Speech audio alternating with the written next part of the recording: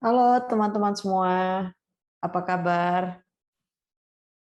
Thank you udah join di Young Entrepreneurs Talk kali ini. Selamat sore semua. Welcome to Young Entrepreneurs Talk, Simple Ways to Test the Market. Senang banget bisa ketemu teman-teman ya di IET pertama di tahun 2022 ini. Akhirnya kita ketemu lagi. Nah, sebelum kita mulai acaranya, perkenalkan saya Elga Teresia, lead community dari BINUS Startup Accelerator atau yang biasa disebut BISA. Nah, sebelum kita masuk ke inti acara, perkenalkan saya sedikit untuk introduce apa itu sebenarnya BISA. Oke. Untuk teman-teman yang belum tahu, BISA itu adalah Campus Accelerator di BINUS atau Bina Nusantara University. Itu ya. Jadi kita memberikan pelatihan, mentoring kepada yang entrepreneurs nih yang sedang mengembangkan startup mereka. Gitu. Di sini adalah ekosistem buat semua gitu ya yang berminat untuk jadi pembelajar seumur hidup atau lifelong learners. Iya, next. Boleh next. Jadi bisa itu mempunyai beberapa program, ada yang bisa untuk publik, ada yang untuk startup yang memiliki minimal 1 BINUSian co-founders. Nah, di sini pertama programnya ada bootcamp.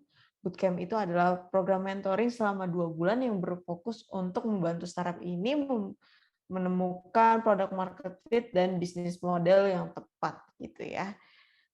Selanjutnya ada accelerator. Nah, ini adalah the real program accelerator-nya teman-teman. Jadi durasinya lebih panjang, 6 bulan, dan topik yang akan kita cover juga lebih banyak gitu ya, dari berbagai sisi, mulai dari marketing, branding, product development, seperti itu. Dan ada finance juga. Dan ini untuk BINUSian yang mempunyai startup gitu ya. Jadi di startup itu minimal ada 1 BINUSian co-founder. Selanjutnya ini yang open for all gitu ya, atau public, yang seperti acara sore kali ini ada yang entrepreneur talk, jadi ada series of online talk shows yang dimana kita akan invite praktisi dari dunia startup gitu ya untuk sharing knowledge ke teman-teman semua. Nah, selanjutnya ada nih program baru yang tahun ini akan di-launching soon teman-teman ya, itu adalah podcast. Jadi bisa nanti akan mempunyai podcast. Kita juga akan ngobrol-ngobrol dengan praktisi startup gitu ya. Jadi kita belajar dari pengalaman mereka dan hopefully dapat insight yang berguna untuk startup kita masing-masing. Next. Nah, ini contoh-contoh dari aktivitas kita, ada monthly meeting, ada mentoring session, YT, teman-teman juga bisa nanti dapat pelatihan pitching. Next. Nah, ini mentor kita. Ini startup yang pernah kita bina, industrinya macam-macam atau kita sebutnya agnostik ya teman-teman. Jadi kita nggak mengkhususkan diri untuk industri tertentu. Nah, untuk teman-teman yang tertarik atau ingin tahu lebih lanjut, silahkan ke sosial media kita, Instagram ya, @binus_accelerator, atau mau tanya-tanya juga boleh di startup@binus.edu. Acara kita pada sore hari ini juga terselenggara atas bantuan dari Great Nusa, yaitu platform online learning gitu ya, di mana teman-teman bisa belajar di mana aja, kapan aja gitu. Ada banyak courses di sana, lebih dari 1.000 video pembelajaran ya.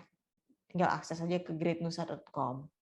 Dan acara sore hari ini juga dibantu oleh Populix. Ya, mungkin teman-teman udah sering dengar Populix ya, ini udah seperti household name di Indonesia, perusahaan research ya. Jadi untuk teman-teman yang punya UKM atau bisnis yang berminat untuk melakukan market research bisa ke Populix. Kita juga dibantu oleh Sinta VR. Sinta VR ini adalah startup virtual reality. Jadi teman-teman yang ingin buat sesuatu yang related to virtual reality, augmented reality, bisa menghubungi Sinta VR. Nah, tanpa berlama-lama lagi, kita mulai saja acaranya ya teman-teman. Di sini sudah ada 2 speaker yang keren-keren. Di sini ada Pak Timothy, beliau adalah CEO dan co-founder dari Populix. Juga ada Pak Antovani Reza, beliau adalah Chief of Investment and Innovation of Sinta VR. Dan acara kali ini juga akan dipandu oleh Pak Rido Sarwono. Beliau adalah coach di Binus Inkubator Binus Bekasi. Oke, selamat sore Pak Rido. Selamat sore Elga, Iya, thank you. waktu dan tempat Sudah dipersilahkan gabung, ya makasih Pak. ya. Iya. Terima kasih.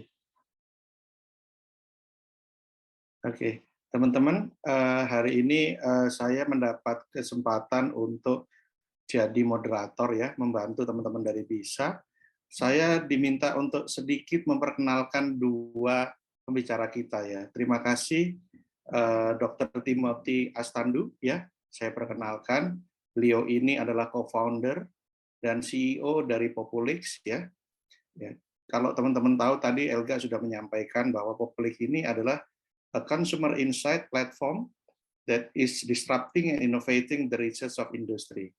Pak Timothy ini adalah seorang expert dan fokus di bidang research metodologi ya, dan beliau graduate dari Cambridge International Scholarship ya, and he's also completed his PhD in Management Studies at University of Cambridge Judge Business School in 2017. And also, Tim is become the first Indonesian to be awarded to get a full scholarship and earn doctoral degree from JBS. Ya, terima kasih Pak Timothy hadir hari ini. Semoga-moga memberikan insight buat peserta kita di hari ini. Pembicara yang kedua, saya boleh membacakan sedikit. Nanti setelah Pak Timothy akan ada Pak Antovani Reza ya, selaku CIO dari Sinta VR ya. Oke. Kalau boleh nanti aja sekalian dulu mungkin ya. Saya persilakan dulu Pak Timothy ini dulu bicara, nanti yang kedua baru akan saya perkenalkan lagi. Terima kasih Pak Timothy. Ya, terima kasih Pak Rido sudah perkenalan.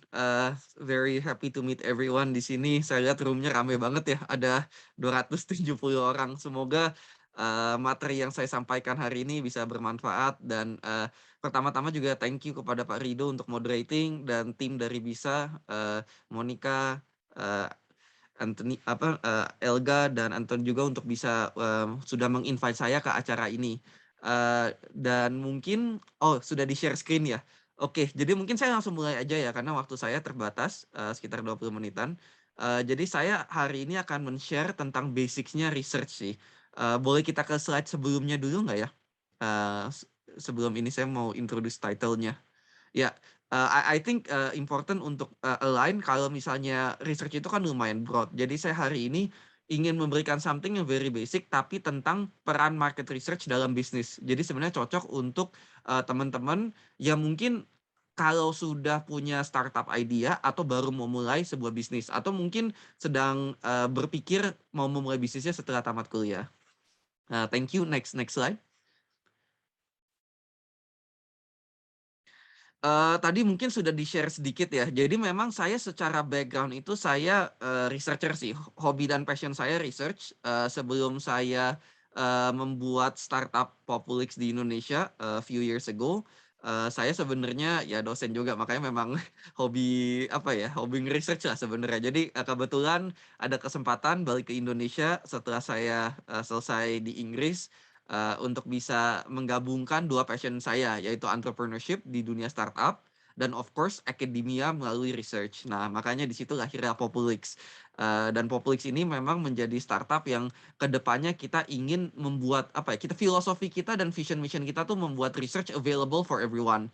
Semua perusahaan besar atau kecil bisa menjadi data driven dan membuat keputusan-keputusan yang sesuai menggunakan data.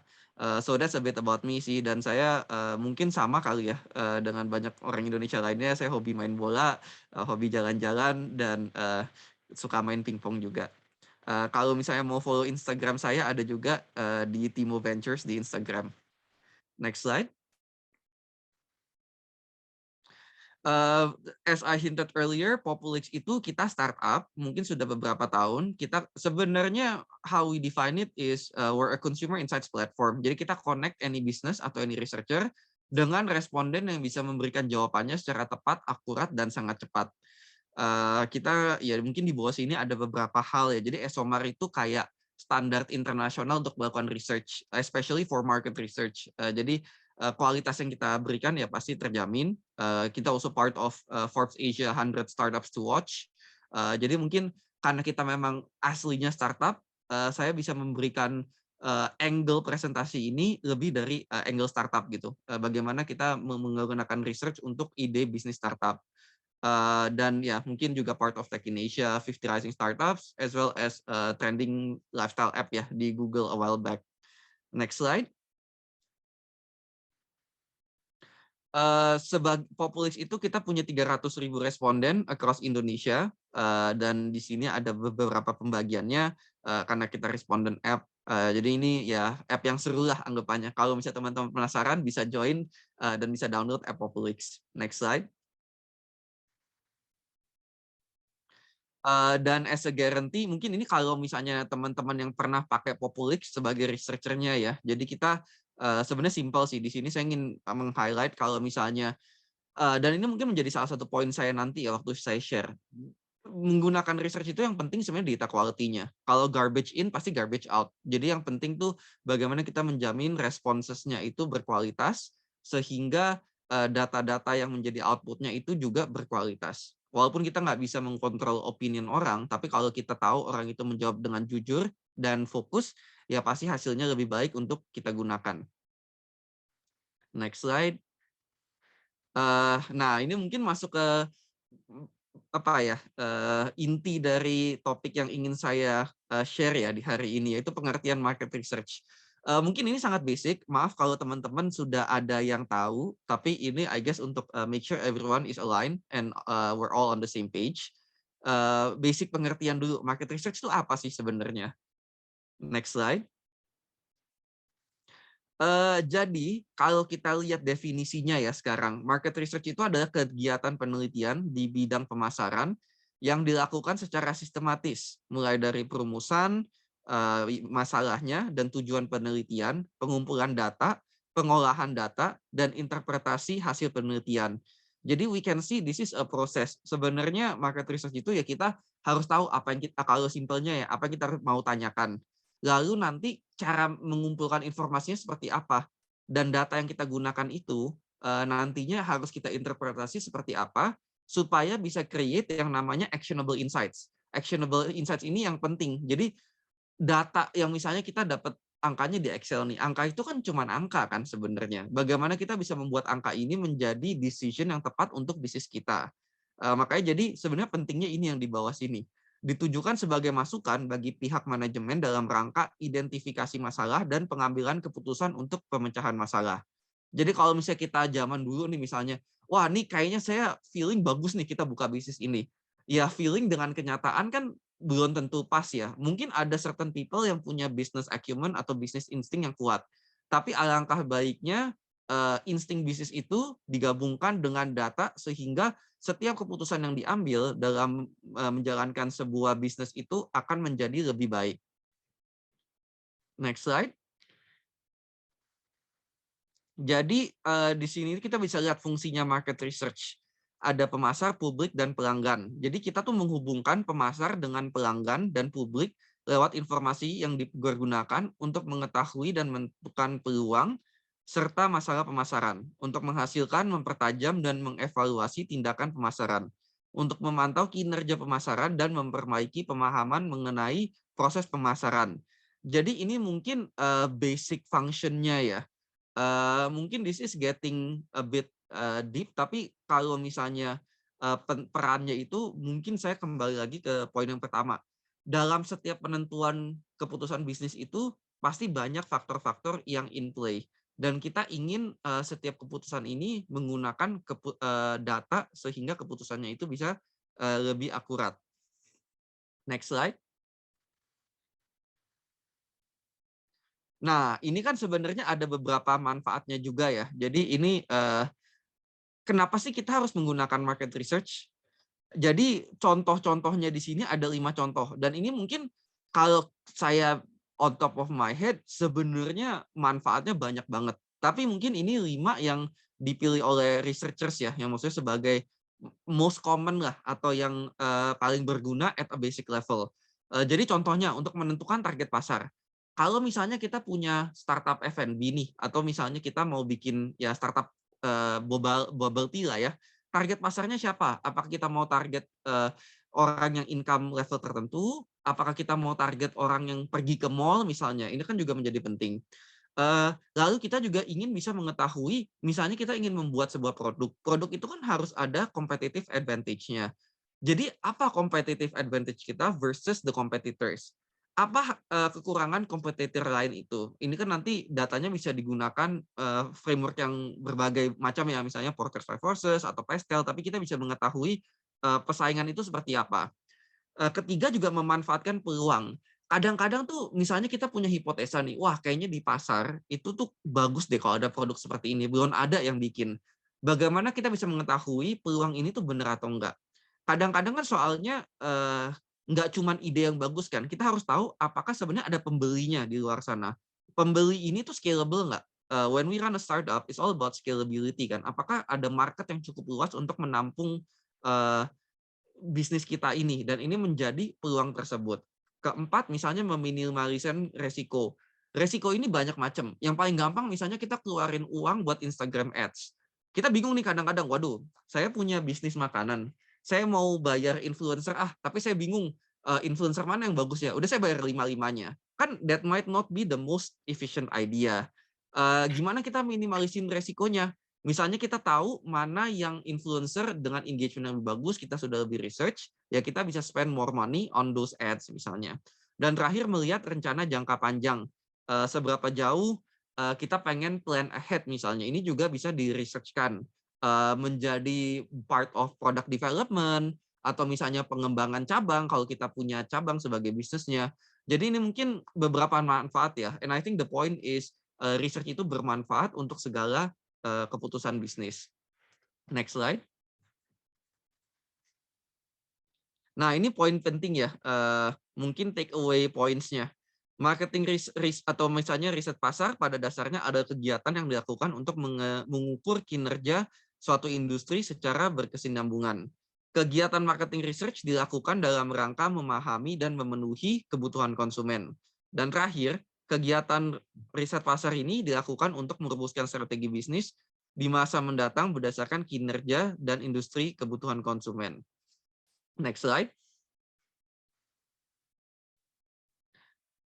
Ini mungkin salah satu contohnya ya. Jadi one of the main purposes of market research itu misalnya market validation. Market validation itu yang seperti contoh saya bilang 5 manfaat tadi. Apakah market yang kita ingin incar itu yang ada di otak kita sesuai nggak sih, valid nggak? Ini namanya market validation. Next slide. Jadi ini seperti di gambarnya. Misalnya kita ada kebutuhan dan ada pembeli. Jadi yang kita atau apa yang kita tawarkan, whether it's a product atau jasa di bisnis kita ini, sebenarnya tuh dibutuhkan oleh pasar nggak sih? Itu tuh boleh dibilang pertanyaan dasar dari sebuah market validation. Dan of course, the other side, mungkin aja ada yang butuh. Tapi how much are they willing to pay? Apakah ini bisa menguntungkan? Apakah ini bisa scalable? Itu juga menjadi the secondary but equally important questions of market validation. Next slide. Misalnya ini menjadi ini ya, apa namanya kalau boleh dibilang 3 alasan kenapa market validation itu penting.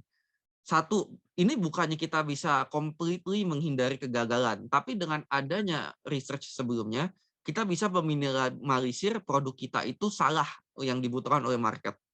Kedua, kalau misalnya kita ingin membuat sebuah produk, pasti kan kita harus bikin projections dong. Misalnya kita bikin startup nih, kita minta duit investor, kita pitching ke mereka. Pasti kan mereka minta, oh di mana kalian punya arguments, mana projections kalian, apa menjadi basis kalian kenapa bisnis ini bagus misalnya. Nah ini juga menjadi arguments kalau kita sudah melakukan research, punya market validation-nya, pasti bisa ditunjukkan. Dan terakhir, dan ini mungkin paling penting ya, bisnis kita tuh sebenarnya valid nggak sih? Jadi dengan melakukan market validation, kita memahami produk kita atau jasa kita ini beneran dibutuhkan pasar atau tidak. Next slide. Jadi sebenarnya ini juga boleh dibilang ya, walaupun researcher saya yang bikin deck ini mengatakan ini untuk market validation only. Tapi sebenarnya ini kalau boleh dibilang ya basic research methodology untuk semua metodologi riset pasar. Ada banyak framework, tapi ini framework yang kalau saya lihat di sini tuh kita menentukannya dari dua dimensi ya. Satu adalah cara pengumpulan datanya, dan satu adalah metodologi research-nya. Jadi mungkin saya mulai dari pengumpulan datanya dulu ya, online versus offline. Offline itu yang sangat tradisional. Offline itu bisa dilakukan secara face to face atau misalnya di satu tempat, centralized location test. Kalau online itu ya tidak ada physical contact antara sang researcher dan sang responden. Misalnya menggunakan survei online kayak Populix atau misalnya menggunakan Zoom untuk interviews. Jadi boleh dibilang ada plus minusnya. Kalau misalnya offline approach itu ya boleh dibilang minusnya mungkin inefficient ya, tidak, apalagi zaman corona begini ya membutuhkan waktu dan energi yang sangat besar. Sementara kalau online eh, banyak positifnya, dan kenapa Popus itu fokus di online ya karena lebih efisien dan kita bisa menggunakan teknologi untuk menentukan parameter-parameter yang make sure data quality-nya bagus. Tapi memang harus dikontrol dengan baik. Itu mungkin kekurangan dari online adalah kalau tidak dikontrol dengan baik, datanya pun tidak akan baik. Lalu mungkin ke sisi yang satunya lagi dari segi metodologinya, kalau kuantitatif tuh gampangnya kita mikir kayak yang menggunakan angka-angka lah, yang hasilnya itu mungkin di Excel. Misalnya kita melakukan survei, atau survei ini lalu dianalisa secara regression misalnya, atau kita bangun modeling, ini kuantitatif. Berguna untuk hypothesis testing, atau misalnya kita ingin tahu general broad markets. Kalau kualitatif itu kebalikannya. Jadi kualitatif itu ya kita bisa tahu hal yang lebih detail. Kualitatif itu pasti kan lebih ke kata-kata ya, lebih insightful, melakukan interview atau melakukan focus group discussions atau misalnya melakukan diary testing setiap harinya. Jadi secara kualitatif research itu pasti sampelnya akan lebih kecil daripada kuantitatif, jauh lebih kecil. Kalau kuantitatif tuh minimum per subgroup kita rekomend tuh 30, tapi usually ratusan atau ribuan. Kalau kualitatif, average size buat focus group aja tuh cuma 8 orang. Kita kadang-kadang bisa jalanin mini FGD tuh 4 orang. Jadi memang secara sampel size sangat beda. Tapi kualitatif itu akan lebih dalam, karena kita bisa tahu, kita bisa tanya specific questions, kita bisa bangun cerita, storytelling. Sementara kuantitatif itu mungkin lebih ke numbers. Jadi ini basic distinction ya dari research methodology tersebut. Next slide. Nah, ini kan tadi ada online, offline, proses pengumpulan data. Ini juga sebenarnya dibagi lagi the traditional way atau the creative way. Traditional way ya mungkin survei yang biasa. Kayak misalnya ya kita bisa tanya orang, kamu paling suka es krim rasa apa sih? Nanti dia bisa jawab. Dari situ kita bisa bangun mana yang top choice, mana yang second choice, mana yang third choice. Lalu sebenarnya juga belakangan ini banyak metodologi, dan ini sebenarnya sudah dikembangkan di akademia ya 10-20 tahun lalu. Cara di mana kita tuh nggak nanya sesuatu secara eksplisit, tapi dari pertanyaan-pertanyaan tersebut kita bisa gali informasi yang lebih dalam. Jadi contoh yang saya pakai di sini itu game Pop Quest di dalam Poplight. Pop Quest itu sebenarnya sama kayak main Family 100. Jadi Family 100 kan kita tanyakan, survei 100 orang. Menurut kamu paling banyak orang jawabnya apa? Nah, sebenarnya dari cara mereka menjawab, ini kita bisa menentukan top of mind mereka. Top of mind itu jadi kalau di dunia research kita menanyakan, misalnya gini, saya nanya, mungkin saya jangan sebut merek ya, tapi jenis minuman paling apa yang kita temui di supermarket misalnya. Orang bisa jawab soft drink, atau misalnya aqua mineral, bukan aqua, air mineral, atau misalnya ready to drink tea, seperti itu. Nah, dengan menggunakan PopQuest kan kita pengen tahu sebenarnya yang hal pertama yang muncul di benak mereka tuh apa. Tapi karena kita nggak nanya secara langsung, kita nanya mereka dengan main game, menjadi lebih seru buat responden untuk menjawab, dan at the same time mereka pun tuh bisa bisa menjawab jawaban yang sesuai dengan kebutuhan research kita. Jadi proses pengumpulan data itu mungkin poinnya di slide ini nggak harus bosen sih. It can be a lot of different ways yang bisa menarik. Next slide. Nah, ini mungkin penting ya buat teman-teman. Ini part of the most important things. Hal yang ditanyakan apa sih? Sebenarnya ini beberapa contoh saja. Tapi in my opinion, yang paling penting itu kita harus mikir. Pertanyaan tuh banyak banget yang kita bisa tanyain. Prioritaskanlah 5-10 pertanyaan yang benar-benar kita butuhin at the moment. We cannot ask everything at the same time. Uh, ini mungkin beberapa contoh ya di sini, misalnya konsep evaluation, liking toward the concept, ini kan jadi kayak Likert scale ya, skala 1-7, seberapa senang Anda dengan produk ini misalnya, seberapa believable, attractiveness. Ini tuh sebenarnya kita bisa tanyain a lot of different ways, tapi mungkin advice buat teman-teman adalah kita harus menanyakan hal yang paling penting untuk kita dulu. Step one-nya apa sih kita kalau sebagai bisnis? Tanpa pertanyaan ini nggak terjawab, kita nggak bisa melanjutkan ke next step-nya. Ini yang menjadi the most important things to ask. Dan yang hal kita bisa tanya sebenarnya banyak banget lah. Di sini ada harga, intention to buy, relevancy, attractiveness, dan segala macamnya. Next slide. Liking your idea is not the same as buying your product. Nah ini mungkin penting ya. Jadi maksudnya poin di sini adalah, dan ini merangkum semua yang saya sampaikan tadi, kadang-kadang apa yang ada di otak kita, kita merasa, oh ini pet project saya nih, ini idenya bagus banget.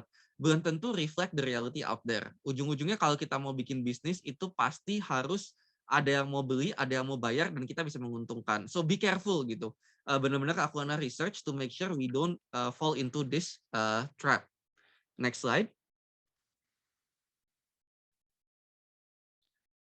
Ini cari pola jawaban. Produk Anda memecahkan masalah yang cukup besar sehingga target pasar akan membayar mendapatkan produk jasa Anda. Oh, ini mungkin melanjutkan ke slide yang tadi ya. Gimana kita tahu kalau misalnya produk ini itu sebenarnya ada marketnya. Jadi ya melalui kriteria-kriteria ini. Ada orang yang mau bayar, mereka punya budgetnya. Jadi dengan maksud saya budget, misalnya gini, kalau kita mau jual bubble tea, kita punya ide bubble tea. Bubble tea kita pasarnya kita pengen jual di harga 50.000.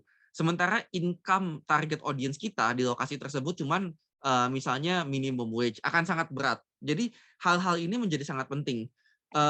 Dan mereka juga harus tahu bagaimana produk jasa ini itu bisa solve their problem. Kalau misalnya tadi bubble tea, contohnya yang saya berikan, apakah bubble tea itu belum ada di sana? Atau bubble tea ini rasanya beda? Jadi all these things have to be answered for your idea to be a good one. Nah, makanya kalau misalnya kita bisa solve these 3 questions, maka ide bisnis kita ini ya akan ada potensi untuk bisa sukses. Next slide.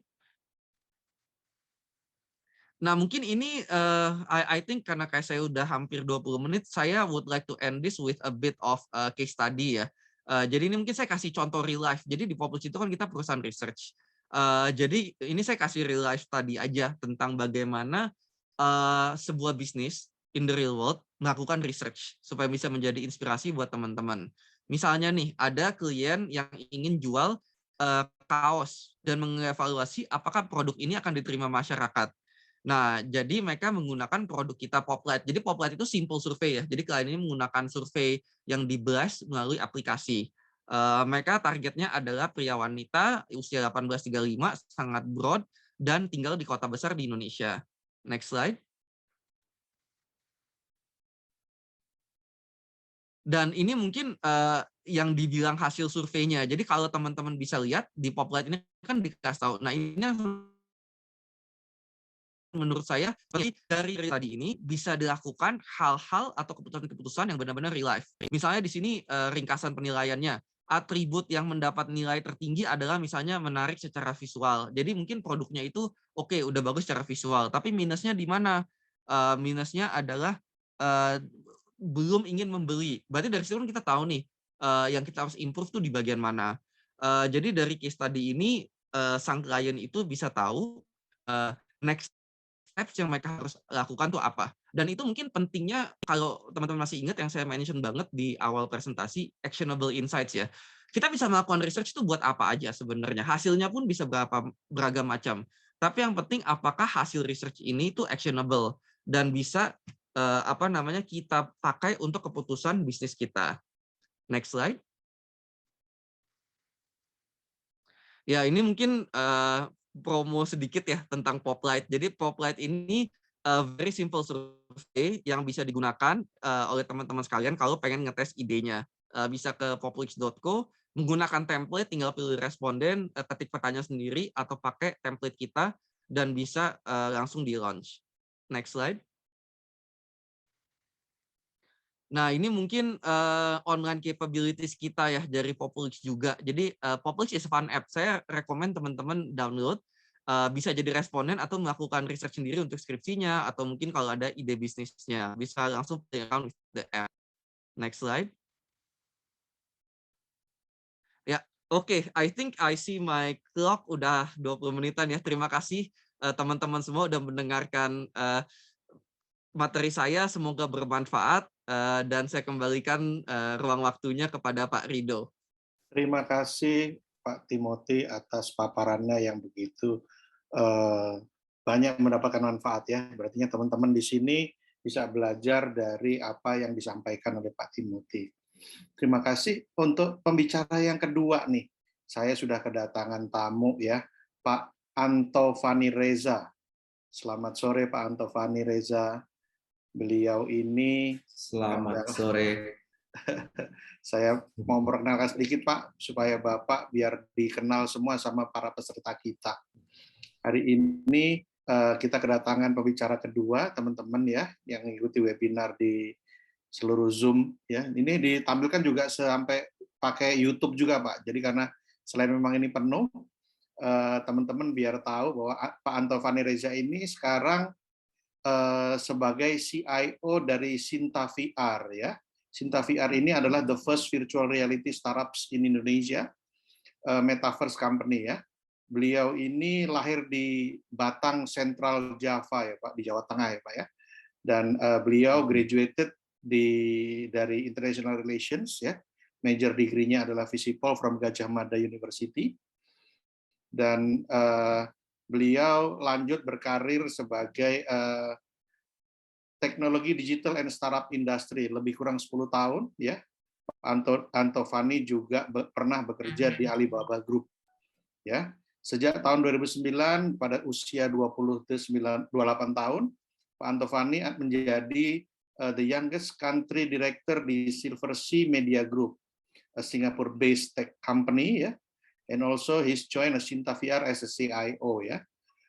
The CIO of Investment Innovation in 2021, and Sinta VR ini dikenal sebagai Aspire, the most active innovative company related to virtual reality and also augmented reality technology in Indonesia ya. Sinta VR is a combine the Indonesian artistic touch and Japan latest technology to deliver in beauty immersive needs. In the same year ya, Pak Antovani also set up a Pantura.id ya, which is also known as a digital creative lab carrying the mission of create hyperlocal digital system to increase the welfare citizens for the youngsters in north coast of Java, we known as Pantura. Kira-kira itu sedikit latar belakang dari pembicara kita yang kedua. Saya persilahkan untuk Pak Antoni mulai memaparkan materinya. Terima kasih. Terima kasih Pak Rido. Oke, sudah terlihat ya? Jelas. Oke, selamat sore semuanya. Salam kenal. Nama saya Antovani Reza Pahlevi. Ada yang panggil saya Reza, ada yang panggil saya Ray. Saya saat ini memainkan beberapa role, tapi role yang saya taruh di sini adalah CIO dari Sinta VR. Jadi sesuai dengan topik bahasan kita ya di sore hari ini, kita mau ngomongin simple way to test the market gitu ya. Mungkin sebagai disclaimer gitu ya, saya akan share kurang lebih 10 slide atau 11 slides, jadi it's not that compact gitu ya. Temponya juga slow, mungkin kita juga bisa, aku mungkin bisa open Q&A juga di kolom komentar if you guys want to ask me something gitu ya.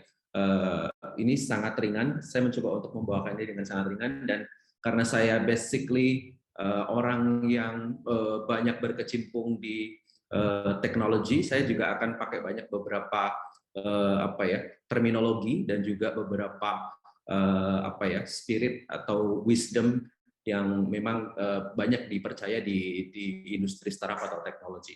Oke, jadi title kita di sore hari ini yang mau saya bagikan adalah Demystifying the Challenge New Market. Kenapa New Market? Karena kurang lebih perjalanan karir saya banyak bersentuhan gitu ya dengan teknologi baru.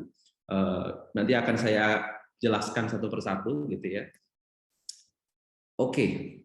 So sebelum masuk ke dalam materi, saya mau memperkenalkan Shinta VR gitu ya. Shinta VR ini mungkin kalau teman-teman beberapa waktu belakangan ini di Instagram atau di social media lihat ada satu announcement project Metaverse oleh Rans Entertainment dari Raffi Ahmad, namanya Ransverse.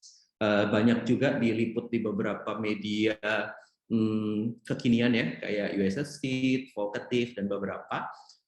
Nah, salah satu pihak yang berkolaborasi di Project Ransverse adalah Shinta VR.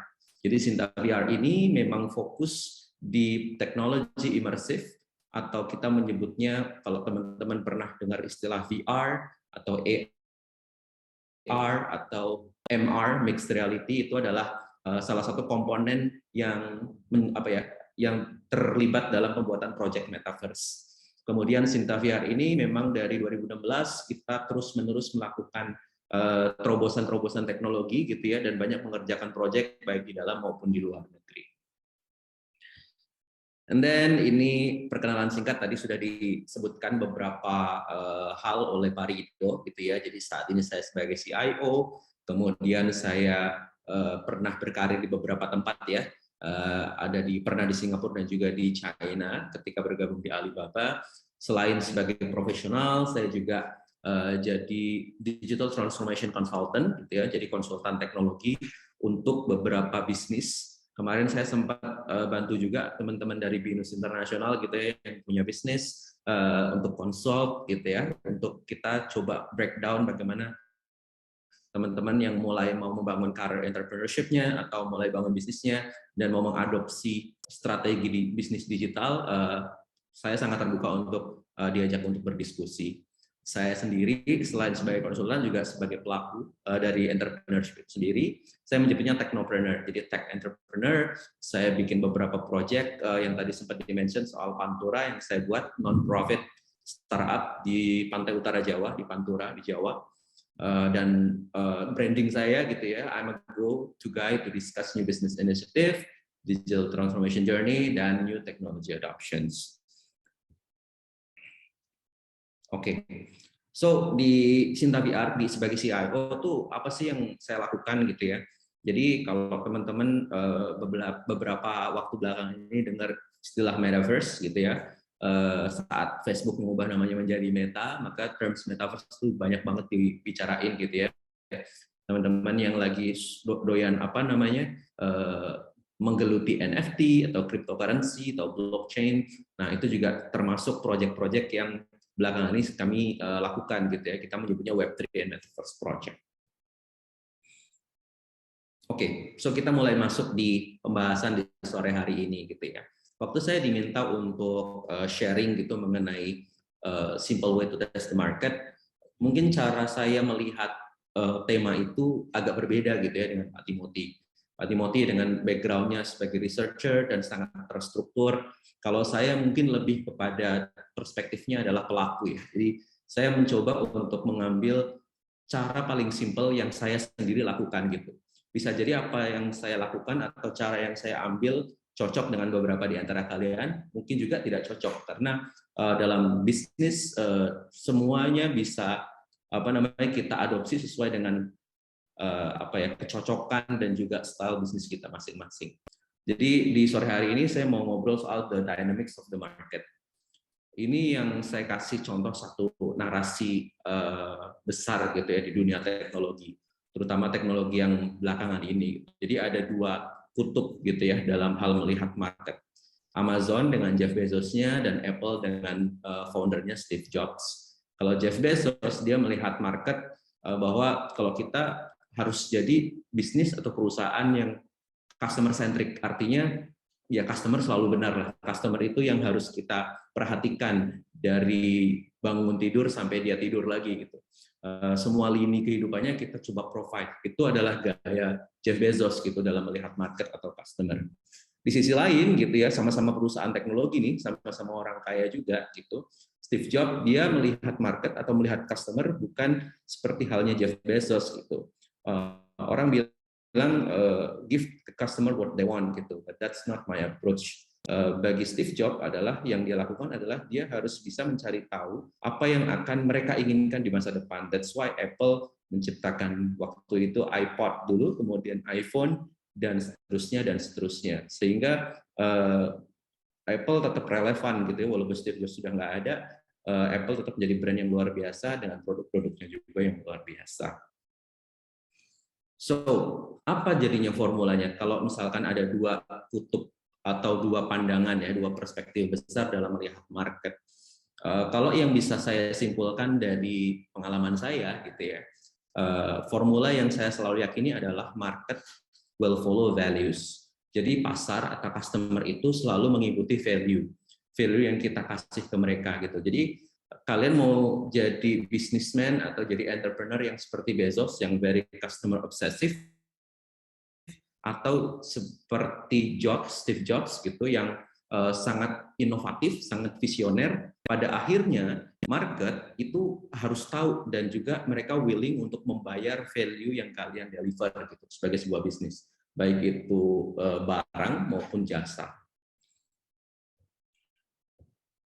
Nah, ini sekarang masuk ke sesuatu hal yang lebih personal gitu ya. Kalau bagi diri saya sebagai pelaku industri ini gitu ya, terutama di new technology, saya melihat gini, kalau di awal-awal saya membangun ventures atau membangun startup, budget saya nggak banyak gitu. Kemudian caranya saya akan mengambil cara-cara untuk market validation atau business validation dengan budget yang seminim mungkin dan juga dengan waktu yang nggak terlalu lama gitu. Mungkin ini bisa jadi benar dalam konteks bisnis tertentu, tapi juga bisa mungkin keliru di konteks bisnis yang lain. Tapi kalau dalam perjalanan karir saya gitu ya, saya lebih memilih ketika test the market, saya tidak mendekati single individual, saya nggak satu persatu gitu ya, pintu ke pintu istilahnya gitu, atau lempar online survei gitu. Sebenarnya online survei will be effective sebenarnya kalau kita sudah punya let's say pool of data yang lebih banyak atau bisnis kita lebih berkembang. Tapi kalau mau mulai sesuatu, saya biasanya lebih suka membangun narasi saya ke sekelompok orang atau komunitas gitu. Nah, ini yang selalu saya yakini gitu ya ketika saya misalkan membangun beberapa venture. Yang saya lakukan adalah pertama adalah community-nya itu condongnya seperti apa, community seperti apa sih mau kita ajak ngobrol, populasi konsumen seperti apa sih yang mau kita target misalkan. Kita coba bayangkan secara simpel aja. Misalkan kalau saya membangun Pantura, target saya adalah anak-anak muda yang mau saya leverage gitu ya, knowledge-nya dan juga talentanya agar dia bisa talent ready. Dua, populasi yang mau saya target adalah UMKM di daerah yang mau saya matchmaking dengan talent digital atau talent kreatif yang saya leverage dari anak-anak muda ini. Jadi saya tinggal masuk ke komunitas-komunitas, misalnya komunitas anak muda atau komunitas misalkan paguyuban pedagang A atau kelompok pasar B misalkan. Dari situ yang pertama kali saya lakukan saya adalah lebih menempatkan atau positioning diri saya untuk respect the market atau respect the community. Kita tidak bisa jadi orang yang tiba-tiba masuk nih terus berlagak tahu segalanya gitu. Itu cara yang berbahaya gitu ya. Iya kalau diterima, kalau tidak kita pasti akan ditolak seperti itu. Kemudian setelah kita respect, kita menjalin komunikasi dengan baik, terbentuk trust, kemudian kita mulai educate community-nya, kita mulai share value-value kita. Setelah mereka tahu bahwa value itu match gitu ya, maka dengan sendirinya mereka akan mengikuti itu karena tadi market will follow values. Selama kita bisa deliver value kita, mereka tahu value kita, dan mereka willing untuk spend their money, spend their time untuk value yang kita provide, maka mereka akan mengikuti. Oke, ini juga salah satu hal yang menarik gitu ya, yang saya selalu yakin gitu, bahwa sebuah cerita yang menarik atau narasi yang pas gitu ya dengan target market kita, dengan target community kita, itu akan menggerakkan hati dari market itu sendiri gitu. Pernah dengar nggak atau sering dengar nggak kalau people buy not using logic but using emotion gitu. Orang itu membeli itu nggak pakai otak lah istilahnya, dia pakai hatinya gitu. Maka yang paling pas sebenarnya untuk kita membangun relationship yang bagus atau orang percaya sama kita atau membangun trust, ya kita harus bikin story yang menarik. Jadi story ini nggak cuma sekedar kata-kata juga, kita bisa mengkombinasikan gitu ya seluruh data-data yang misalkan sifatnya kuantitatif seperti angka-angka, kemudian fakta-fakta mengenai bisnis kita gitu, evidence, bukti-bukti bahwa value kita benar-benar cocok gitu dengan target market, kemudian ada yang namanya testimonials gitu, itu bisa, dan semuanya gitu ya yang punya nilai atau value yang bisa mendukung sebuah narasi besar, maka kita harus membuat itu dan mengkomunikasikan itu secara konsisten. Nah, ini juga yang saya believe ya, saya cukup believe gitu dengan istilah yang namanya social currencies. Terkadang orang berbisnis di awal-awalnya berpikir secara profit oriented gitu ya, karena bisnis kalau nggak profit ya buat apa bisnis gitu. Tapi ada hal lain gitu ya yang kita juga harus perhatikan gitu ya. Saya selalu percaya gini, kalau revenue akan membuat bisnis itu berjalan. Gitu. Tapi social currency atau currency sosial itu akan membuat bisnis kita selalu relevan. Apa sih yang disebut dengan social currency? Social currency itu pertama ya tadi misalkan contohnya kayak kita sering lihat ya di digital terutama like, share, comment, intinya engagement lah. Engagement di digital itu social currency. Review, testimoni, kemudian feedback itu juga social currency. Nah ini yang harus kita kelola seperti halnya kita mengelola revenue atau real currency di sebuah bisnis gitu. Jadi dua hal ini adalah kombinasi yang menurut saya gitu ya cocok untuk kita bisa memvalidasi market tersebut. Nah, ini yang saya sejauh ini dapat gitu ya. Apa sih benefit dari community testing? Apa sih yang bisa kita ambil gitu ya? Yang ketika misalkan kita langsung datang ke community atau group of people, pertama kita bisa membangun relationship atau hubungan yang baik sama mereka karena kita terus-menerus menjalin komunikasi, ada message atau narasi tadi ya, narasi besar yang kita komunikasikan secara kontinu gitu ya, dan kita juga membangun interaksi sehingga dari situ social currency-nya naik, relationship-nya bagus gitu, dan pada akhirnya mereka akan believe bahwa bisnis kita itu bring value dan mereka mau membeli value itu. Nomor dua, kita ketika datang ke dalam sebuah komunitas atau group of people, kita akhirnya punya multiple point of view dari berbagai perspektif individu gitu dalam sebuah komunitas. Dan yang paling penting ketika kalian sudah memenangkan hati mereka gitu ya dengan ide kalian, dengan value-value yang kalian bawa dan juga business proposition yang kalian bawa, sisanya akan mengikuti gitu. Jadi saya bisa bilang ketika kita melakukan community market testing, kalian akan dapat 3 keuntungan sekaligus gitu. Pertama adalah connections, nomor 2 adalah validation, dan ketiga adalah growth. Karena community itu juga mereka punya growth engine masing-masing ya. Artinya misalkan kalian waktu tap in sama satu komunitas, anggota komunitasnya let's say 10 atau 20, tapi ketika di masa depan ternyata community juga tumbuh dan tumbuh gitu. Artinya ketika kalian spend waktu kalian, kemudian resource yang kalian punya untuk menjalin hubungan dengan sebuah komunitas, sama halnya kayak kita invest ke sesuatu yang nilainya selalu tumbuh gitu. Nah, ini yang selama ini saya bisa bilang ini salah satu resepi growth hacking saya gitu ketika saya misalkan establish sebuah bisnis gitu. It's a bit practical, nggak technical gitu ya, nggak methodological gitu seperti yang tadi Pak Timothy lakukan. Tapi ini mungkin bisa jadi perspektif pembanding gitu ya, atau memberikan perspektif yang berbeda ketika kita ngomongin soal market testing. Ini adalah hal yang saya selalu tes gitu, atau ketika saya melakukan bisnis, ini adalah hal yang saya lakukan. So very simple, very short. Saya lebih banyak pengen nanti kita diskusi 2 arah. Dari teman-teman semua, it's not a goodbye, it's a see you later. Teman-teman kalau mau reach out ke saya bisa lewat email saya atau LinkedIn saya, atau misalkan bisa follow Instagram saya di @antofani. So thank you so much. Saya akhiri presentasi, saya kembalikan lagi ke Pak Rido. Terima kasih. Terima kasih Pak Antofani. atas paparannya yang begitu memberikan insight buat kita semua ya. Sembari menunggu ada pertanyaan dari audiens, Pak. Mungkin ada beberapa pertanyaan yang sudah kita polling ya. Ada lebih kurang mungkin sekitar 5 atau sampai 7 pertanyaan. Mungkin bisa disampaikan. Pertama ini Pak, ada pertanyaan dari pertama ya, bagaimana strategi untuk menarik koresponden research bila dananya terbatas.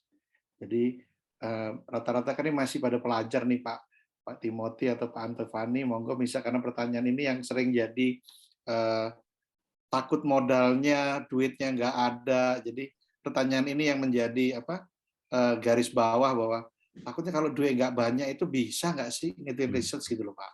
Silakan Pak. Silakan mungkin Pak Timothy dulu. Ya boleh, ya makasih Pak Antofani udah diberikan izin ngomong dulu. Mungkin saya jawab pertanyaannya ya Pak Rido ya. I think ada 2 hal yang important to note sih. Number one, of course ada berbagai cara ya. Misalnya kalau nggak mau keluar ongkos sama sekali, dan ini mungkin relate ke perspektif yang diberikan Pak Antofani tadi ya, tentang misalnya kita menggunakan community atau something, you don't actually have to do a paid survey. Pertama-tama bisa aja lewat WhatsApp. Misalnya kita punya teman-teman, misalnya kita punya ide bikin lapangan futsal, misalnya I'm just making stuff up on top of my head, tapi misalnya kita pengen lapangan futsal, kita main futsal, kita bisa tanya ide-ide tersebut ke teman-teman kita yang main bola juga misalnya. That's a very cheap way. Kita bisa communicate with them.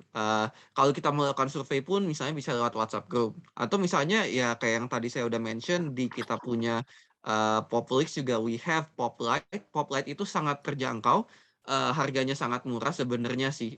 Basically the cheapest in Indonesia if I'm not wrong. Jadi sebenarnya there's a lot of different ways lah. Atau misalnya kita juga bisa ngetes itu dengan smaller sample ke teman-teman.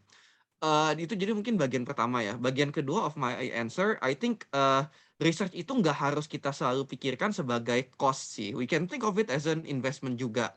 Kalau kita mau mulai bisnis, pasti kan kita juga mikir hal yang sama kan. In which kayak, waduh ini saya harus keluar modal berapa untuk menjalankan bisnis ini. We should think of research atau at least the market validation part sebagai asuransi. If we do this upfront, ya paling nggak kita bisa lessen the probability.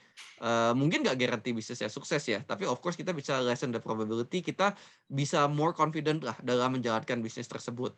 Dan in the long run, ini kan pasti jauh lebih baik. So that's a different way to think about ongkos ketika melakukan research. Ya mungkin dari saya seperti itu sih Pak Rido. Oke, thank you banget Pak Timothy. Memang rata-rata pertanyaan ini come up dari para mahasiswa ya, yang selalu ketika mereka mau melakukan sebuah action itu selalu mindset-nya itu masih selalu harus ada dana yang diinvestasikan. Jadi memang mereka membutuhkan dorongan ataupun insight-insight dari para pakar seperti bapak-bapak sekalian. Oke, terima kasih Pak Timothy. Yang kedua nih, ada pertanyaan nih. Ada kedua, bila sudah melakukan market research serta menerapkan hasilnya namun hasilnya kurang efektif, apa yang harus selanjutnya dilakukan ya Pak? Mungkin bisa dibantu sama Pak Antoni. Oke, sebenarnya ada satu buku yang mau saya rekomendasikan gitu ya untuk menjawab pertanyaan ini. Ada satu buku bagus sekali judulnya Tractions. Itu salah satu kitab suci anak startup juga tuh. Jadi bisa dicari judulnya Tractions. Di situ kita bisa ada beberapa pendekatan sebenarnya. Ada yang namanya sebenarnya sebelum market research itu kan terminologi yang mengerikan gitu ya, terutama bagi orang yang mungkin tidak familiar dengan ilmu statistik atau dia tidak studi secara spesifik gitu. Apalagi dia pure datang dari orang bisnis pure gitu, yang nggak data driven lah gitu, nggak data driven gitu. Nah, yang direkomendasikan oleh buku itu adalah kita yang memetakan yang namanya distribution channel. Jadi kita harus tahu sebenarnya sebelum kita melakukan market research, kita list dulu. Misalkan kita bagi jadi 2. Pertama yang organik, yang tidak pakai uang. Kemudian yang pay, yang pakai duit gitu ya. Kita list down dulu. Dalam bisnis kita, konteks bisnis let's say F&B atau apapun itu, kita list down dulu. Mana sih yang organik? Misalkan contohnya WA teman, itu kan mungkin tidak semahal kita harus spend Facebook Ads misalnya. Jadi atau misalkan tadi saya gitu ya, datengin komunitas terdekat atau mulai dari inner circle dulu misalkan. Nah, list down dulu semuanya gitu. Setelah kita list down, kita melakukan yang namanya testing terhadap distribution channel itu.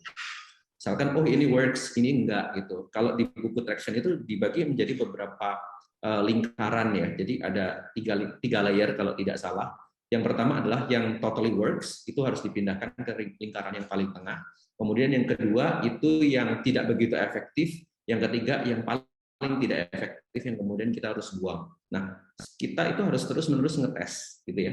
Kita harus terus-menerus ngetes bahwa mana yang works, mana yang enggak. Dan itu harus kalau di startup ada namanya iteration gitu ya, ada pengulangan gitu. Kita harus terus-menerus melakukan itu sehingga ketemu nih formulanya. Oh, di stage bisnis saya yang sekarang, saya lebih cocok menggunakan channel A untuk validasi atau untuk market research. B kayaknya belum deh, saya harus parkir misalkan karena let's say kita misalkan spending Facebook Ads tapi duitnya cuma 100.000, itu nggak efektif juga sih sebenarnya. Atau cuma 15.000, nggak efektif, bisa tapi nggak efektif gitu. Tapi nanti ketika bisnisnya sudah growth, kita harus belajar lagi, oh kalau mungkin pakai budget 2 juta bisa efektif nih gitu. Nah, kita juga harus paham bisnis staging itu juga penting. Setiap bisnis stage punya channel yang efektif di stage tersebut. Nah, fokuslah untuk memahami kalian sedang berada di stage bisnis apa dan paling cocok pakai channel apa. Kira-kira itu jawaban dari saya. Baik, terima kasih Pak Antovani. Jadi memang ini adalah bagian dari fase-fase dari setiap startup untuk mulai pelan-pelan grow ya Pak ya. Grow-nya ada step by step yang harus diikuti. Selanjutnya ada pertanyaan yang ketiga nih Pak Antoni. Apakah yang harus dilakukan bila jumlah korespondennya terbatas untuk bidang usaha tertentu? Jadi kalau memang ada yang limited, seperti apa? Kira-kira apa yang harus dikerjakan oleh para calon startup yang mengikuti hari ini? Terima kasih. Oke, mau dari saya dulu atau Pak Timothy? Silakan Pak. Mungkin saya sekalian menjawab juga yang di kolom komentar ya, karena ini hampir mirip sih apa namanya konteksnya gitu ya. Gimana sih case-nya kalau ternyata korespondennya nggak banyak? Ini banyak sekali terjadi di kasus saya ketika saya ngerjakan teknologi yang belum banyak dipakai orang, like VR misalkan. VR sebelum ini korespondennya hampir nggak ada Pak, kalau ngomong Indonesia market ya. Sinta VR awal-awal berdiri itu justru banyak ngerjain proyek-proyek kayak di Jepang atau di Eropa atau di Amerika gitu. Karena demand masyarakat dalam negerinya atau dalam Indonesianya belum besar gitu. Maka yang kita sebenarnya lakukan tadi, menyambung gitu ya dengan pertanyaan yang di kolom komentar gitu. Pendekatannya lebih membangun narasi dan tidak menggunakan riset online. Nah, ada pilihan sebenarnya dalam sebuah bisnis untuk yang namanya market maker gitu. Sinta VR dulu kita daripada kita memvalidasi responden yang mungkin kita nggak tahu entah di mana atau bahkan mungkin belum ada, maka kita melakukan yang namanya market making. Jadi kita menciptakan dulu kita bikin asosiasi, kemudian kita bikin banyak sekali kegiatan-kegiatan yang akhirnya mengkonversi gitu ya orang yang tidak punya interest terhadap VR akhirnya dia punya interest misalkan. Jadi saya juga mau rekomendasikan satu buku lagi menarik namanya Zero to One karyanya Peter Thiel, foundernya PayPal. Ada satu proses yang namanya turning zero into one. Jadi dari 0 menjadi 1. Kemudian ada proses dari 1 menjadi N atau menjadi tidak terhingga misalkan. Nah, proses-proses di startup yang mungkin belum ada peminatnya misalkan karena sangat niche atau sangat baru sekali gitu kayak metaverse misalkan sebelum era meta gitu, itu niche sekali gitu, maka kita yang akhirnya fokus pada cara-cara untuk turning zero into one. Kita bikin marketnya, kita spending budget kita gitu untuk mengkonversi orang-orang yang tadinya tidak mau atau tidak peduli atau tidak interest menjadi interest. Jadi itu yang biasanya saya lakukan. Salah satunya lewat narasi tentunya gitu ya. Orang kan akhirnya tertarik ketika narasinya menarik, relevan dengan mereka dan akhirnya mereka mau gitu untuk mengikuti narasi tersebut gitu kira-kira. Oke, terima kasih Pak Antovani. Jadi ini menjawab ya bahwa memang harus ada effort dan terus difasilitasi pelan-pelan. Oke, yang selanjutnya nih Pak, ada pertanyaan satu buat Pak Timothy. Bagaimana menghindari bias ketika melakukan survei, Pak? Wah, itu kalau saya mau jawab versi lengkapnya, saya bisa kasih lecture 3 jam itu kayaknya. Mungkin Waduh. saya Kita masih boleh Pak sim sampai 5 menit aja. Nggak usah sampai 3 jam, 5 menit. Yang lebih singkatnya gimana jadinya? iya, Karena memang mungkin data yang paling bias itu simpel juga aja banyak ya. Pak ya. Betul, betul. I think sebenarnya gini sih, ada two ways to think about this ya. Number one, I always say kadang-kadang bias itu nggak harus jelek ya. Maksudnya gini, bias can be a good way. Contohnya, kita misalnya desain sampel. Setiap kita mau bikin research, pasti kita harus tentuin sampel kita siapa. Terutama kalau kualitatif ya. Kualitatif misalnya kita mau interview 7 orang. Kriteria 7 responden itu seperti apa? Itu kan pasti kan kita sudah ada bias yang kita introduce dari seleksi responden tersebut. Atau kalau misalnya survei kuantitatif 100 orang dia harus semuanya peminum bubble tea misalnya karena ide bisnis kita bubble tea. Itu kan sebenarnya udah bias karena orang yang ngejawab survei kita itu pasti peminum bubble tea. Tapi kan it's a good bias kan? Karena kalau misalnya orang yang nggak minum bubble tea sebenarnya nggak berguna juga buat survei kita. Jadi in a way some sort of bias itu kita harus introduce karena memang to a certain extent it's tolerable dan actually good for the purpose of survey. Mungkin bias yang kita ingin hindari itu lebih dari bagaimana orang ini tidak fokus atau tidak jujur dalam menjawab surveinya. Nah, itu sebenarnya ada berbagai macam sih. Kalau misalnya kita di Populix ya kita jujur aja itu sudah di take care dari back end kita ya. Jadi misalnya dari konsistensi jawaban dia atau jumlah yang dia jumlah waktu yang digunakan dalam menjawab survei. Jadi misalnya 2 standar deviasi ke kiri atau ke kanan dari average time yang dibutuhkan untuk survei itu kita expect selesai. Kalau kecepatan atau kelamaan itu pasti bias. Kalau kelamaan mungkin orangnya sambil mandi atau sambil main game kan nggak akurat. Atau kecepatan dia cuma streamlining gitu. Tapi itu kan kalau misalnya menggunakan Populix.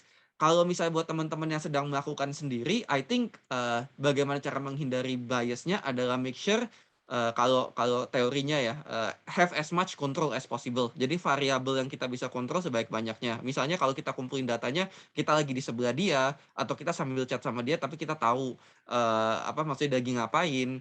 Atau misalnya pertanyaannya pun banyak sih sebenarnya research design saya pemilihan katanya pun juga akan matter.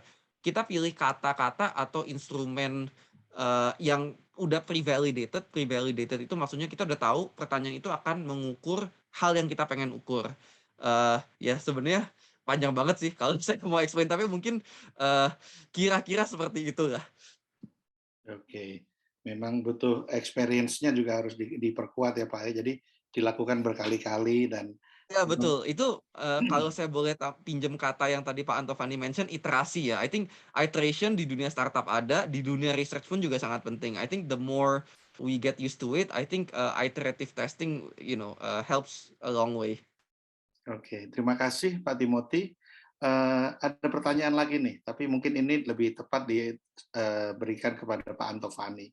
Ada pertanyaan gini Pak, berapakah minimum jumlah koresponden yang diperlukan ketika melakukan survei?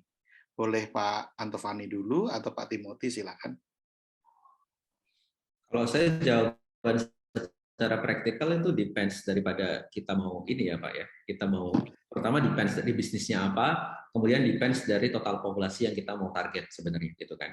Mungkin kalau berapa persennya dari total populasi mungkin jawaban teknis itu Pak Timothy yang lebih bagus gitu, lebih layak untuk menjawab. Kalau dari sisi saya sebenarnya yang kita lakukan adalah kita ya paling tidak data sampel yang kita ambil dari proses itu bisa menggambarkan keseluruhan total populasinya gitu kan. Jadi saya berpikir simpel aja gitu, kalau bisnis saya mau cari tahu data untuk orang yang misalkan tertarik untuk belajar digital marketing misalkan. Ya udah saya target populasi saya berapa gitu yang which is target market saya gitu ya. Target populasi atau target market saya itu saya tentukan berapa, kemudian saya ambil sampel di mana sampel tersebut mewakili dari total populasi gitu. Jadi minimalnya saya mungkin sangat tergantung ya, sangat depends dari konteks bisnisnya, kemudian dari size daripada bisnis itu sendiri gitu. Karena kadang ya kalau kita ngomongin bisnis startup yang baru mulai itu pasti nggak bisa untuk melakukan riset yang skalanya masif gitu. Jadi kita biasanya mulai dengan yang start small, bahkan kita ngomongnya early adopters dulu. Kalau di startup mungkin yang dilakukan itu instead of doing research atau doing survei, kita pertama itu justru cari pembeli pertama dulu, itu yang lebih penting gitu. Kemudian kita cari tahu how to Pembeli scale pertama satu. ya. Iya, Viewer jadi pertama, 10 viewer pertama atau buyer iya, pertama. betul. Jadi itu dulu gitu fokusnya gitu. Kemudian fokus kedua apa? Scale gitu kan. Scale mau jadi berapa? Dari 10 jadi 100, 100 jadi 1000, 1000 jadi 100.000 dan segala macam. Nah, survei akan membantu kita untuk scale sebenarnya. Gitu kan. Jadi kalau kita mau scale dari 10 ke 100, kita harus target yang seperti apa. Sekarang sih di era digital kita lebih banyak dibantu gitu ya dengan analytics yang di-provide oleh beberapa sosial media gitu. Atau bahkan Google sendiri datanya bagus gitu. Atau ya startup seperti Populix gitu yang memang memberikan bantuan gitu ya kepada pebisnis atau startup yang memang mau mengetahui target konsumennya atau target scale dia selanjutnya. Kira-kira itu kalau dari sisi perspektif saya. Oke, terima Ya, kasih Pak kalau Antovani. saya boleh Silakan. tambahin, saya sebenarnya setuju sih dengan Pak Antovani ya. I think jawabannya tuh benar-benar tergantung dari kebutuhannya menentukan jumlah responden. Eh, Contoh yang paling gampangnya, misalnya kayak tadi kalau kita masih idenya sangat awal, kita baru melakukan yang namanya ya in-depth interview lah. Anggapannya kita ngobrol-ngobrol sama temen yang ini kira-kira idenya bagus nggak ya? Ya in this case minimum respondennya ya satu. Karena kita cuma butuh satu orang untuk melakukan interview kan, cuman kita sama satu orang lain. Mungkin kita ada prototipe nih, bagi-bagi sama temen deh. Oke, kita bikin mini FGD. Mini FGD cuma butuh berapa? 4 orang. Oke, kita udah dapat skill yang lebih gede dikit nih. Ayo kita bikin fokus grup yang beneran. Itu pasti kelipatan 4, jadi 8 misalnya. Dengan satu moderator misalnya. Itu untuk kualitatif kan bisa sampel yang kecil. Untuk kebutuhan yang sangat early ya. Misalnya kita masih prototyping dan segala macamnya. Nah, kalau kita misalnya untuk kuantitatif, memang kuantitatif sebenarnya rules-nya lebih rigid sih. Karena ada rumus statistiknya. Misalnya kalau kita menentukan uh, minimum online survei, walaupun sebenarnya boleh-boleh aja sih, tapi I never recommend below 30. Karena di bawah 30 tuh ya nggak statistically significant lah sebenarnya. Nah, tapi at the same time juga nggak perlu kita sampai banyak banget ya. Jujur aja kalau kita measure anything yang misalnya udah ribuan, semua efeknya itu jadi statistically signifikan karena sampelnya gede banget kan. Kalau variabel kita nggak banyak, mau kita correlate semuanya juga pasti ya akan signifikan. Mungkin ini nge-link ke poinnya Pak Antovani ya. Sebenarnya tergantung proporsi population-nya kita mau measure apa. Tapi I would say banyak orang yang ngomong, wah semakin banyak responnya semakin bagus nih. That's not always true gitu. Minimum 30 aja untuk kuantitatif, especially untuk bisnis-bisnis yang baru mulai tuh sebenarnya udah lumayan oke kok. Kalau bisa dapat 100 responden aja udah bagus banget sebenarnya. Oke, artinya memang ada penegasan dari populasi di demografi tempat mereka mau pertama kali launching ya Pak ya. Jadi kalau memang populasinya di Jakarta Barat, mungkin akan berbeda dengan populasi yang ada di Tangerang. Nah, kalau minimal diambil 1-2%-nya saja kan sudah cukup banyak tuh ya. Jadi minimal tuh 30 atau 50 should be enough ya untuk startups, untuk sekedar memvalidasi awal. Oke, terima kasih Pak Timothy atas paparannya. Terus masih ada satu lagi nih Pak, pertanyaan yang sedikit lebih men-challenge nih ya. Jenis survei apa saja yang tersedia? Kapan dan saat yang tepat untuk menggunakannya? Mungkin Pak Timothy dari Populix bisa menjawab ini lebih dulu, silakan Pak. Waduh, kalau jenis survei, again, saya bisa 3 jam kalau jelasin semuanya. Tapi saya mungkin jawaban simpelnya ya. Dan ini mungkin poin, tapi sebenarnya saya banyak banget poin yang boleh dibilang mirip dengan Pak Antovani. Kayak tadi misalnya survei di saat scaling. Itu sebenarnya banyak banget survei di saat scaling itu. Kita mau expansion, mau new product, segala macam, itu banyak. Jadi, I would say, mungkin gini, secara garis besarnya, jenis surveinya akan berbeda tergantung kita lagi mau ngapain. Ini saya pakai contoh yang di Poplet ya. Kita kan ada beberapa template buat pebisnis food and beverage. Kebetulan tuh klien kita paling banyak pakai Poplet itu buat food and beverage. Jadi kita ada tiga step di situ. Grow, innovate, sama scale. Nah, misalnya kalau pertama kali kita bikin, surveinya ya jenisnya cuma menu testing. Karena kan kita lagi pengen tahu nih, menu apa yang paling laku. Kita pengen bikin misalnya ayam geprek versus sate taichan misalnya. Nah, itu kan pasti kan at that stage, di mana jenis surveinya ya cuman ngetes menu. Nah, beda cerita ketika kita udah punya beberapa outlet, terus kita pengen tahu lokasi mana aja yang kita harus buka cabang. Itu kan udah scaling stage ya. Survei kita akan berbeda tuh. Di situ kita akan ngetes pricing point tiap lokasi, demografiknya seperti apa, propensity mereka beli take away food versus makan di restoran seperti apa. Jenisnya beda banget sih. So that's my main point. Sebenarnya jenis survei itu banyak banget dan akan sangat tergantung kebutuhan kita, priority kita sebagai pebisnis itu di mana saat ini. And that's I think the main point. Akan sangat sulit untuk saya bisa jawab satu-satu sih jenis surveinya. Oke, memang butuh proses ya Pak ya. Jadi memang kalau mau melaksanakan memang mungkin juga diperkuat dengan tim yang harus yang saling support Pak ya. Iya, sebenarnya salah satu misi kita di Populix itu membuat research yang kesannya susah menjadi gampang. Jadi anggapannya kalau kita nggak punya experience atau background, kita tinggal pakai template yang udah dibikin Populix. Karena jujur aja template kita itu semuanya nyontek dari, ya bukan nyontek ya, kan kerjaannya kita, tapi semua yang survei-survei yang dilakukan perusahaan gede, yang kalau mereka mau launch produk di supermarket, kita scale down menjadi sesuatu yang sangat simple. That's our main point sebenarnya sih di Populix itu. And I think karena manfaatnya kalau kita boleh bilang perusahaan kecil dan perusahaan besar tuh sama-sama butuh melakukan simple market testing gitu sebenarnya. Oke, thank you Pak Timothy. Mungkin ada pertanyaan terakhir nih Pak. Ini mungkin kaitannya sama expenses-nya para peserta nih Pak. Simple banget pertanyaannya Pak. Berapa sih Pak estimasi biaya untuk setiap jenis surveinya? Mungkin siapa tahu mereka mau mikir, aku perlu bayar keluar uang berapa nih Pak ya, gitu ya. Rata-rata berapa, pada kisaran berapa Pak? Kalau dari Pak Timothy berapa, dari Pak Antoni biasa ngeluarin berapa tuh? Mau punya produk kayak VR gitu, modal awalnya itu berapa? Gitu. Kalau saya jawaban simpel pengusaha Pak. Kalau bisa gratis kenapa harus bayar Pak? Kenapa harus bayar? Cuman ya tadi ya, balik lagi kita ada konteks, pasti ada konteks. Budget itu kan selalu ada konteks, terus ada goals-nya juga gitu. Nah ini yang harus dipahami sih, para pebisnis itu dia harus paham konteks dan dia juga harus paham goals-nya gitu. Kalau misalkan konteksnya kayak Pak Timothy sebagai yang menyuarakan atau produknya adalah survei, dia pasti akan cenderung untuk menyarankan survei yang ya bayar gitu istilahnya gitu kan, karena pengennya ya orang pakai jasanya Pak Timothy di Populix misalkan.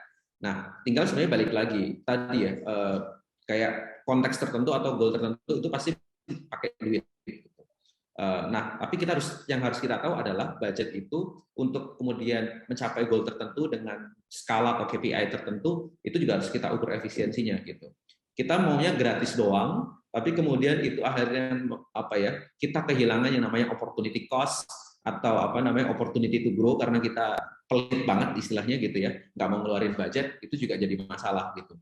Jadi ya kita harus tahu sih, pertama adalah kalau kita pasti kalau pemula gitu ya, mau baru mulai bisnis, banyak sebenarnya tools yang free gitu. Tapi di satu sisi kita juga bisa mengambil perspektif kayak oke, saya juga butuh seeking for helps dari profesional seperti misalkan timnya Populix gitu, untuk membantu orang-orang let's say yang baru memulai bisnis, gimana sih adopt survei atau market research yang tadi ya narasinya Pak Timothy kan Populix itu mau scale down sebuah proses market research yang bisa dilakukan perusahaan besar menjadi skalanya bisa kecil gitu, bahkan di level F&B. Menarik juga sebenarnya narasinya gitu. Nah, tinggal kita ini mau ngambil opsi yang mana gitu kan. Itu sangat kembali lagi kepada kita masing-masing, misalkan sebagai seorang entrepreneur gitu. Itu sih kalau jawaban praktikal ya dari saya gitu. Mungkin Pak Timothy punya perspektif tersendiri. Iya, in general saya setuju sih Pak Antovani sebenarnya. I think it's about the perspective and the scaling ya. Jadi misalnya kalau kita punya ide bisnis, misalnya ide bisnis kita ya modal yang kita ingin keluarkan untuk keseluruhan bisnis tersebut cuma 5-10 juta. Obviously research yang kita ingin spend itu ya from zero, nggak bayar, sampai mungkin cuma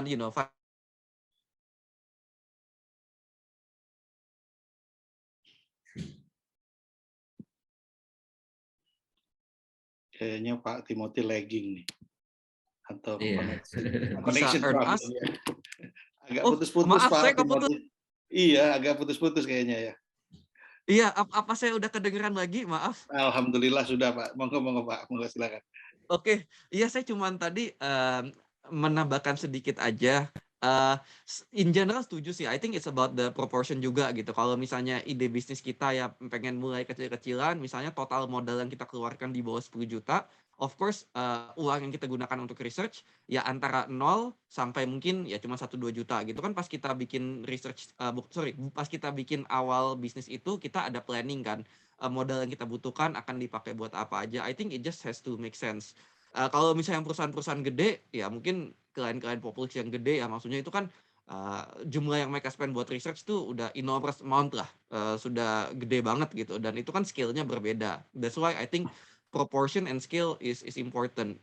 Dan yang kedua ya itu yang seperti saya mention, the mindset. Kalau misalnya kita melakukan research as cheap as possible tapi give us return on investment setinggi mungkin.